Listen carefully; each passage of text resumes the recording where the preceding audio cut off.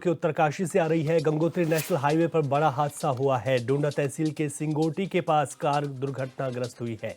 तो ये बड़ी खबर आपको बता रहे हैं, जहां पर कार की दुर्घटनाग्रस्त हुई है। सूचना मिलते ही पहुंची पुलिस और एसडीआरएफ की टीम वहां पर रेस्क्यू में जुट गई है। तो ये बड़ी खबर आपको बता रहे हैं, जहां पर सूचना पर पुलिस और एसडीआरएफ अब वहां पर पहुंच गई है। डोंडा तहसील के सिंगोटी के पास ये कार दुर्घटनाग्रस्त हुई है। तो उत्तरकाशी से बड़ी खबर है, गंगोत्री नेशनल हाईवे पर यह हादसा हुआ। डोंडा तहसील के सिंगोटी के पास ये हादसा हुआ, जहां पर एक कार दुर्घटनाग्रस्त हो गई। सूचना मिलते ही पुलिस और एसडीआरएफ अब वहां पर पहुंच गई है। तो उत्तरकाशी से बड़ी खबर आपको बता रहे हैं, गंगोत्री नेशनल हाईवे पर यह बड़ा हादसा हुआ। डोंडा तहसील के सिंगोटी के पास कार दुर्घटनाग्रस्त हुई है। सूचना मिलते ही पुलिस और एसडीआरएफ की टीम वहां पर पहुंच चुकी है।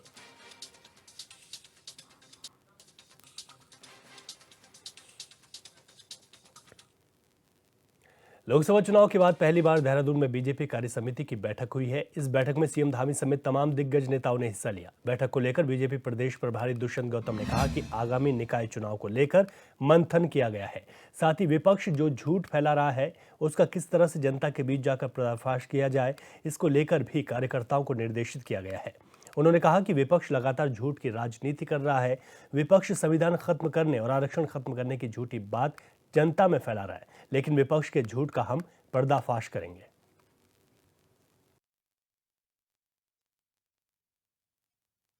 आप सबके सुझाव से, आप सबके समर्थन से अपनी ऊर्जा लगातार बढ़ती है, लगातार काम करने की प्रेरणा मिलती है।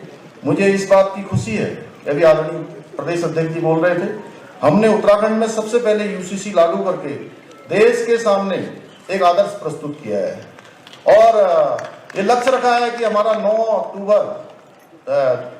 नवंबर जो हमारे राज्य स्थापना दिवस है, राज्य स्थापना दिवस से पहले हम यूसीसी को राज्य के अंदर लागू कर दें और इसका लाभ उत्तराखंड की जनता को मिलना शुरू हो जाए।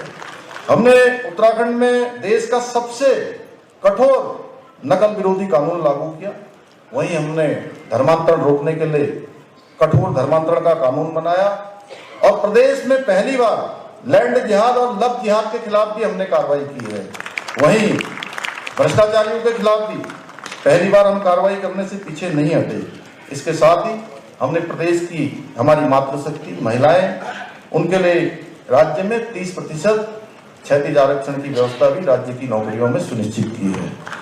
कई कठिन मुद्दे हमारे द्वारा उठाए गए ऐतिहासिक कदम इस बात का प्रमाण है कि हमारी सरकार प्रदेश हित में ऐसे मुद्दों पर निर्णय लेने का कार्य कर रही है जिन्हें पहले के समय में ठंडे बस्तों में डाल दिया गया था।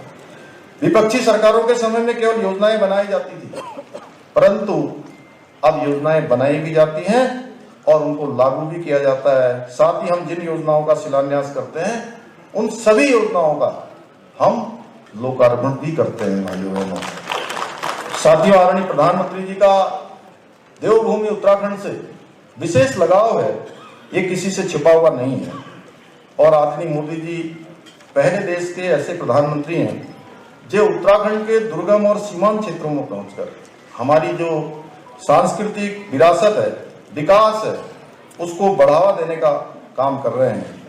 आप सबको याद होगा, प्रधानमंत्री जी ने 2022 में हमारे यहाँ पर सीमांत गांव माड़ा में जाकर उन गांवों को, माड़ा जैसे गांवों को, जिनको देश के अंतिम गांव की संज्ञा दी जाती थी, माड़ा पहुंचकर उन्होंने सीमांत गांव माड़ा को देश के पहले गांव की संज्ञा दी। इसके साथ साथ ऐसे सीमांत गांव जिनको अंतिम गांव कहा जाता था, उन सभी गांवों को पहले गांव की संज्ञा से नवाजा गया। पहले गांव की संज्ञा दी गई और उनका विकास भी पहले गांव के रूप में भारत सरकार के स्तर पर सुनिश्चित हुआ कि प्राथमिकता से उनका विकास सुनिश्चित होगा। इसके साथ साथ आदरणीय प्रधानमंत्री जी ऐसे पहले प्रधानमंत्री हैं जिन्होंने 15,000 फुट से भी ज्यादा ऊंचाई पर आदि कैलाश क्षेत्र में जाकर उन्होंने आदि कैलाश पार्वती कुंड पूरा दुनिया का ध्यान उस ओर आकृष्ट किया, जो आज विश्वव्यापी हो गया, जिसके बाद आज वहाँ पर्यटन काफी बढ़ा है, जिससे स्थानीय लोगों को रोजगार मिल रहा है। भाइयों बहनों, हमारी सरकार ने 4 धाम यात्रा को सुगम और सुरक्षित बनाने के लिए कई महत्वपूर्ण कदम उठाए हैं। यही कारण है कि बार बार धाम में आने वाले श्रद्धालुओं की संख्या पिछले सारे रिकॉर्ड इसमें टूट रहे हैं। हमने श्रद्धालुओं की सकुशल यात्रा प्रबंधन के साथ देवभूमि की संस्कृति को सुरक्षित रखने के लिए भी कड़ाई से नियम बनाकर उसको लागू करने का काम किया है। हाँ, ये जरूर मैं कहना चाहता हूँ, क्योंकि ये पूरे प्रदेश के पूरे अलग अलग क्षेत्रों में अलग अलग हमारे प्रतिनिधिगण राज्य को नेतृत्व देने का काम करते हैं। कुछ लोग यात्रा को लेकर धार्मिक, क्षेत्रीय और जातीय भावनाओं को भड़काने का कुत्सित प्रयास लगातार करते रहते हैं। कभी ऐसे लोग रजिस्ट्रेशन को लेकर झूठी बातें करते हैं। आपने देखा होगा, जब एकदम से यात्रा अत्यधिक हो गई, उसके बाद ही रजिस्ट्रेशन लागू करना पड़ा। उसके पीछे केवल एक हेतु था कि यात्रा में आने वाले एक भी तीर्थयात्री, एक भी श्रद्धालु को कोई नुकसान न हो, सबकी यात्रा सुरक्षित हो, सकुशल हो, वापस जाए। भाइयों बहनों, रजिस्ट्रेशन को लेकर झूठी बातें फैलाते हैं, कभी चारधाम यात्रा के मार्ग को लेकर लोगों को भड़काने का कार्य करते हैं, कभी जातिवाद और कभी क्षेत्रवाद के नाम पर लगातार समाज को तोड़ने का प्रयास करते हैं। लेकिन मैं आज इस मंच से आप सबके समक्ष कहना चाहता हूं, जो शेर की खाल में छुपे हुए भेड़िया हैं, उनको ये बताना चाहता हूं, उनका ये प्रयास कभी हमारे रहते हुए सफल नहीं होगा। किसी कीमत पर हम सफल नहीं होने देंगे, क्योंकि पूरे प्रदेश का समेकित विकास करना हमारा संकल्प है। हम भारतीय जनता पार्टी का जो मूल मंत्र है, सबका साथ, सबका विकास, सबका विश्वास और सबका प्रयास, इस मंत्र को आत्मसात करते हुए राज्य को आगे बढ़ाने का काम कर रहे हैं। अभी कर्नाटक के अंदर रात में मुस्लिमों को ओबीसी का दर्जा देकर ओबीसी के आरक्षण पे कुटारघात किया गया। रंगनाथ मिश्र आयोग के माध्यम से धर्म परिवर्तित मुस्लिम ईसाइयों को आरक्षण देने का षड्यंत्र रचा गया। जवाहरलाल नेहरू जी ने खुद 1966 के अंदर पत्र लिखा कि मैं आरक्षण का पक्षधर नहीं हूं, और आरोप हम पे लगाते हैं। ऐसी अनेकों चीजें प्रधानमंत्री के 5 वर्ष और साथ साथ जो विरोधी लोग हमारे विरोध में झूठ बोलने की राजनीति का। दिल्ली में केदारनाथ मंदिर बनाने की खबरों के बाद उत्तराखंड में विपक्ष और कई लोग सोशल मीडिया पर धामी सरकार पर जमकर हमला बोल रहे हैं। वहीं सीएम धामी ने सभी खबरों का खंडन किया। उन्होंने बद्री केदार मंदिर समिति को निर्देश दिए कि इस बात को ध्यान में रखा जाए कि केदारनाथ धाम जैसा कोई दूसरा मंदिर कहीं न बने। सीएम ने कहा कि केदारनाथ धाम एक ही है जो उत्तराखंड में स्थित है, जिसकी अपनी मान्यता है। बने हैं ऐसे स्थान, हम क्योंकि हमारा जो ज्योतिर्लिंग है उसका स्थान एक ही है, दूसरे स्थान पर धाम नहीं हो सकता है। प्रतीकात्मक रूप से मंदिर क्योंकि अनेक स्थानों पर बने हैं, ऐसे स्थानों पर मंदिर बनते रहे, लेकिन मूल स्थान जो है ज्योतिर्लिंग हमारा उत्तराखंड के अंदर ही है, दूसरे स्थान पर धाम नहीं हो सकता।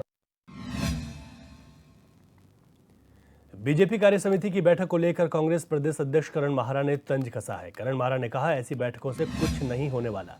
ऐसी मीटिंग करने से कार्यकर्ताओं में जोश नहीं भरा जा सकता। पहले बीजेपी को अपने कैडर को टिकट देने का काम करना चाहिए, क्योंकि दोनों ही उपचुनाव में बीजेपी ने अपने कैडर को टिकट नहीं दिया, जिसकी वजह से कार्यकर्ताओं के बीच मायूसी है।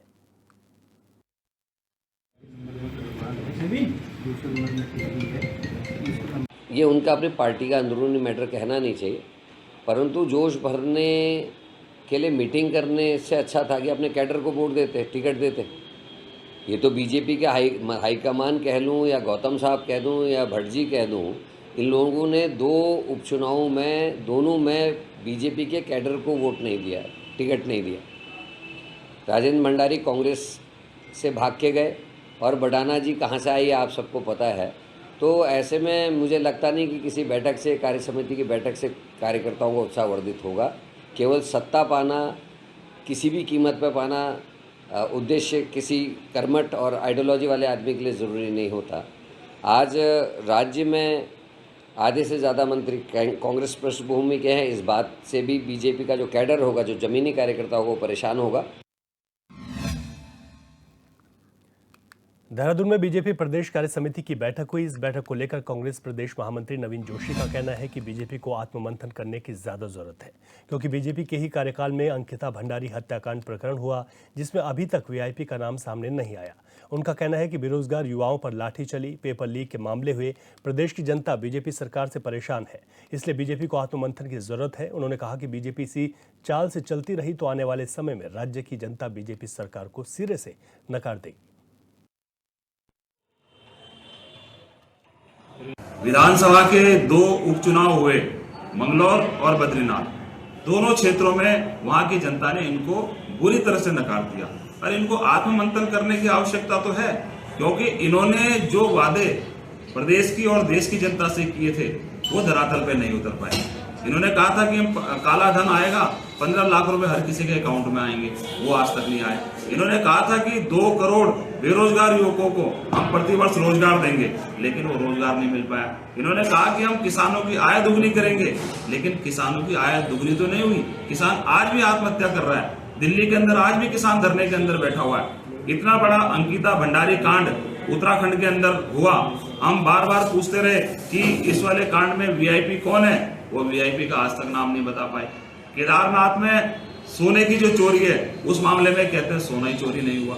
अगर बेरोजगार युवक अगर बोलता है कि मुझको रोजगार चाहिए तो उनके ऊपर लाठी डंडे बरसाने का ये काम कर रहे हैं। ये इनके समय में कितने पेपर लीक हुए हैं देखिए ना। SSSC के मामले में आप देखिए, विधानसभा जो भर्ती है बैकडोर से जो एंट्री, उसके मामले में आप देखिए, फॉरेस्ट गार्ड भर्ती के उसमें आप देखिए, एक पूरा भ्रष्टाचार का इसके अंदर साम्राज्य स्थापित हो चुका है। बरसात के मौसम में उत्तराखंड में चारधाम यात्रा का संचालन एक बड़ी चुनौती है। वहीं चारधाम यात्रा को लेकर कांग्रेस प्रदेश प्रवक्ता शिशपाल बिष्ट का कहना है कि सरकार की गलतियों का खामियाजा जनता को भुगतना पड़ रहा है। पहाड़ से लेकर मैदान तक लोग परेशान हैं। उन्होंने कहा, प्रेमनगर में एक बच्ची की मौत गड्ढे में डूबने से हुई। जोशीमठ के आसपास मलबा आने से लोग परेशान हैं, लेकिन सरकार कोई सुध लेने को तैयार नहीं।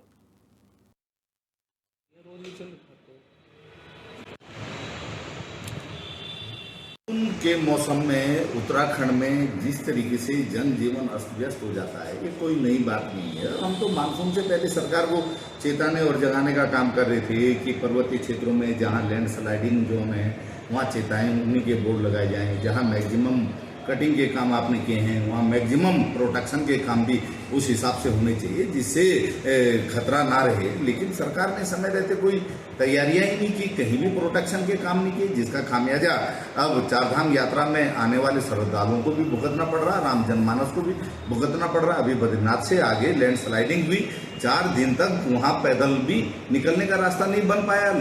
बड़ी परेशानी यात्रियों को, रास्ता नहीं लोगों को उठानी पड़ी और पर्वतीय क्षेत्रों में 350 से ज्यादा मार्ग अवरुद्ध हो गए हैं और मैदानी क्षेत्रों में जगह जगह जल भराव के कारण आप देखिए छोटे छोटे बच्चों तक की मौत हो गई है। देहरादून के प्रेमनगर में रामलीला मैदान में एक गड्ढे में डूबने से 5 साल के बच्चे की मौत हुई। खटीमा में एक 2 साल की बच्ची की गड्ढे में डूबने से मौत हुई। खटीमा में ही 2 लोगों की जान दूसरों को बचाने में चली गई और ऐसी कई घटनाएं हो।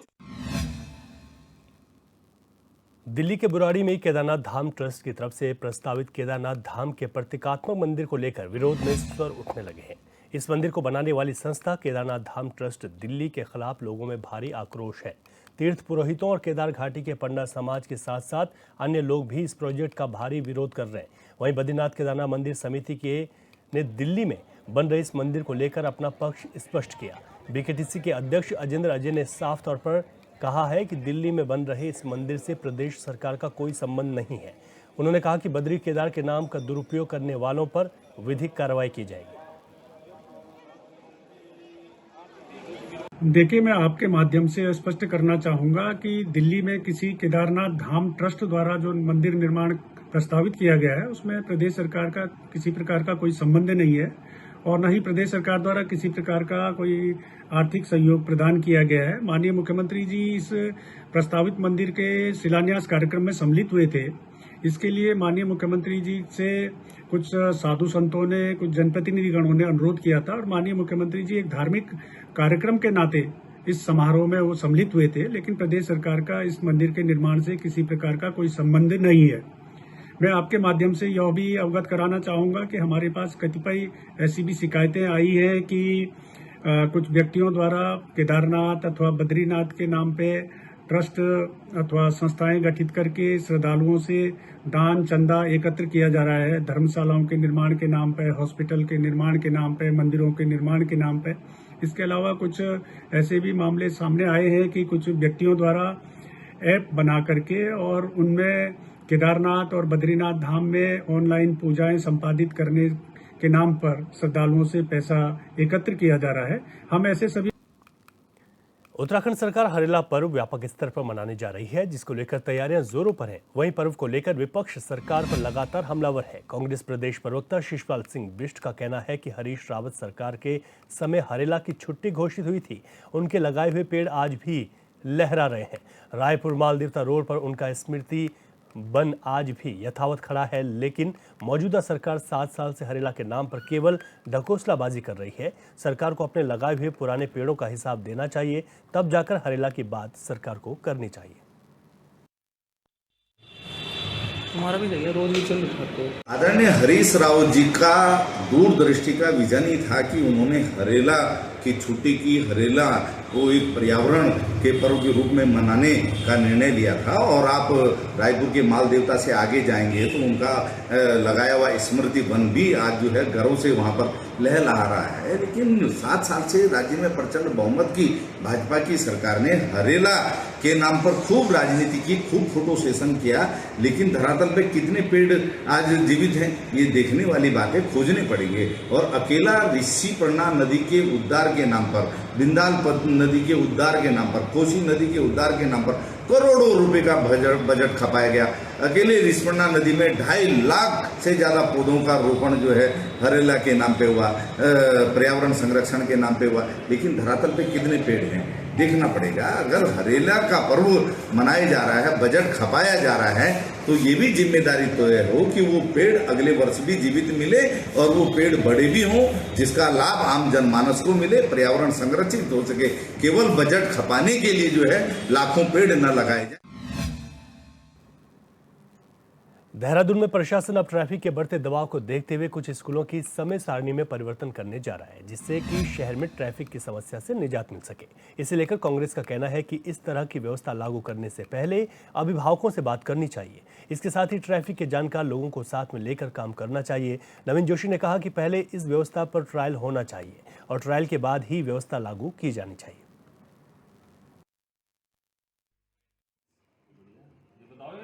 ट्रैफिक व्यवस्था है वो बहुत बुरा हाल है।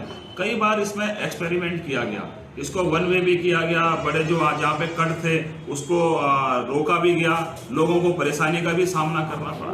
ये जिस प्रकार की ये नीति बनाने जा रहे हैं, इससे पहले अभिभावक संघ की अगर ये बैठक बुलाते और जो जानकार लोग हैं, जो ट्रैफिक व्यवस्था के बारे में सही तरीके से जानते हैं, उनकी व्यवस्था बनाते, स्कूलों को भी साथ में लेते तो बेहतर होता। जो भी ये इसके लिए नियम बनाएंगे उसके लिए सभी को विश्वास में लेना चाहिए, स्कूल को भी विश्वास में ले, अभिभावक संघ को भी विश्वास में ले, और उससे पहले 1 हफ्ते का ट्रायल होना चाहिए।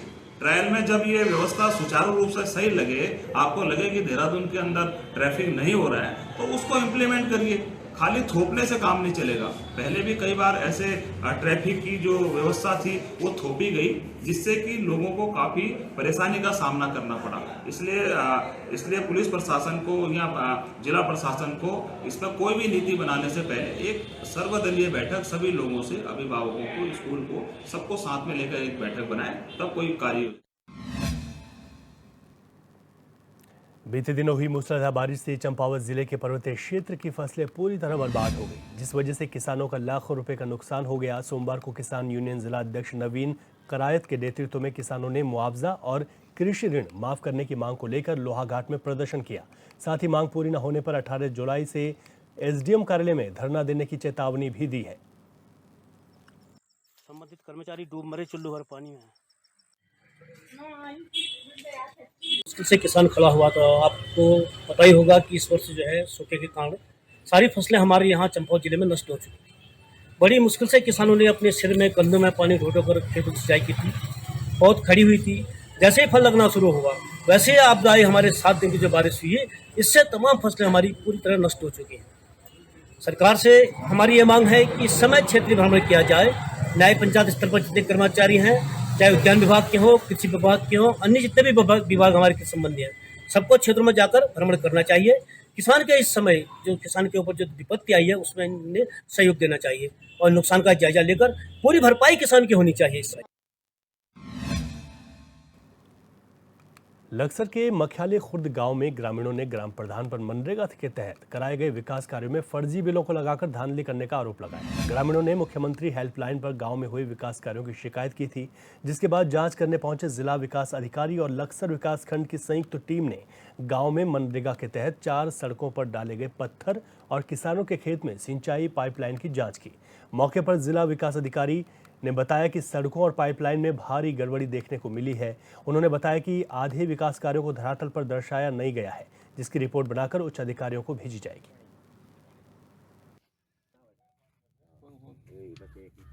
जनपद पे यहाँ से एक डेलीगेशन आया था, कुछ शिकायतें यहाँ पे की गई थी कि सड़कों की और उसके सिंचाई सुविधा की जो गांव में काम किया गया तो उसकी शिकायत की गई थी, जिसपे आज मौके पे मुआयना किया गया है, जिसमें कुछ अनियमितताएं पाई गई हैं।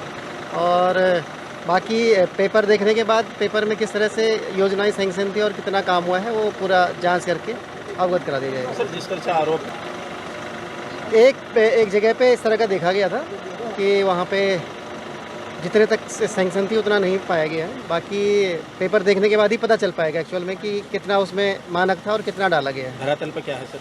धरातल पे तो आधा पाया गया था। ये पूरा मामला है जी, हमने माननीय मुख्यमंत्री जी को एक लिखित पत्र लिखकर संबोधित किया था कि हमारे गांव में मखियाली खुर्द में मनरेगा योजना के तहत बड़े पैमाने पर धांधली एवं गड़बड़ी की गई है, जिसमें एक कार्य को दोबारा दर्शाया गया और उसका पूरा पेमेंट निकाल लिया गया। कुछ ऐसी सड़कें थी जो 5-6 सड़कें थी, उसमें 233 कुंटल RBM दिखाया गया, दर के धरातल पर कुछ भी नहीं था। और जी एक पाइपलाइन जिसका एस्टीमेट फर्जी बनाकर उसके पैसे निकाल लिए गए। एक और उत्तराखंड में अगर देखा जाए तो जिस तरीके से सरकार संस्कृति को प्रोत्साहित करने की बात कहती है, तो वहीं दूसरी ओर उत्तराखंड में अगर तमाम चीज़ों की बात करें तो जो दिक्कतें हैं वो सामने ज़रूर आती हैं और यहाँ पर संस्कृति को देश दुनिया के सामने रखने के लिए मंच तक नसीब नहीं हो पाता है।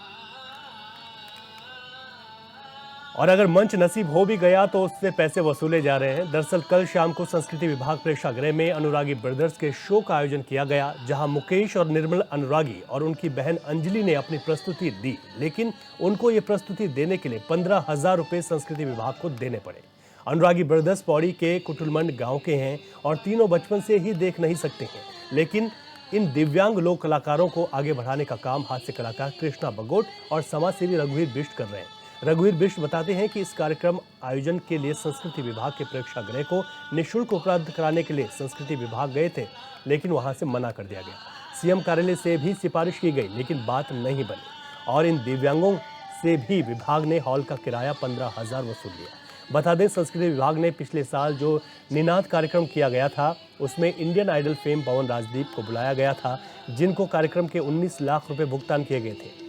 वहीं दूसरी ओर पद्मश्री जागर गायिका बसंती बिष्ट का लाखों का भुगतान नहीं किया गया। जब सोशल मीडिया पर मामला सामने आया तो विभाग ने भुगतान कर बसंती बिष्ट को मुंह बंद कर दिया। निनाद के लोक कलाकारों के भुगतान को लेकर जब RTI डाली गई तो जवाब मिला कि स्थानीय कलाकारों के बिल ही नहीं मिले, जबकि पवन को 4 लाख का अग्रिम भुगतान किया गया था।